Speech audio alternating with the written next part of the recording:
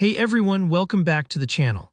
In today's tutorial, I'm going to show you exactly how to clone a website's front-end and back-end design directly into Figma, super quickly, and without any complicated coding or manual work.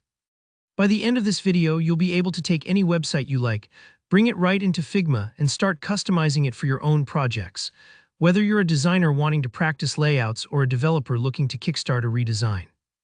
Alright, let's dive right in. First things first, you'll want to open up your Figma workspace. Now look towards the bottom center of your Figma window. There you'll spot the Action button, which is represented by 4 little squares or a plus sign depending on your version. Go ahead and click that. This is your new command center for upgrading what your Figma can do. Once you've opened the Action menu, find the Plugin option. Plugins are powerful little tools that add new superpowers to Figma, and they're perfect for tasks like this. We're going to search for a specific plugin called HTML to Design. Just type that right into the plugin search bar and it should appear at the top of the list. When you see it, simply click Run. Now, if you haven't used this plugin before, Figma will ask for a quick install, but don't worry, it only takes a few seconds.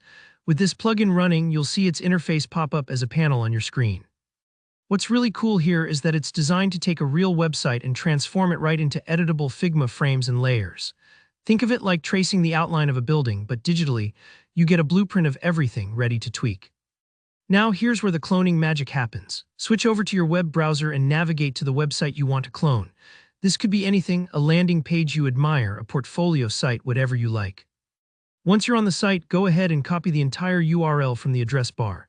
Just highlight it and use Ctrl+C or CMD+C on a Mac. Jump back to Figma and to your HTML to Design plugin panel. Here, you'll see a field where you can paste in that URL you just copied. Go ahead and paste it in. Take a careful look right below or around that input box.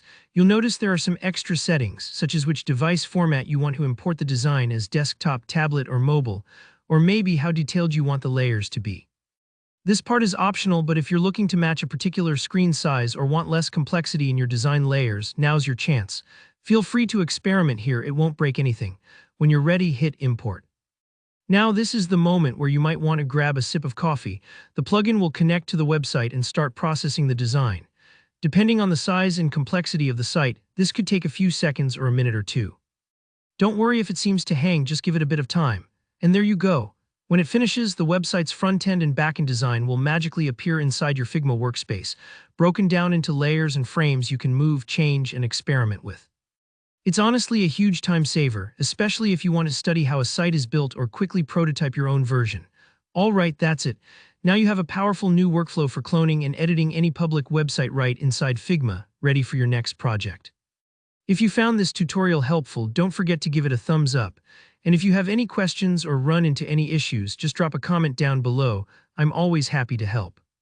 Make sure to subscribe for more hands-on tutorials, tips, and tricks, and I'll see you in the next one.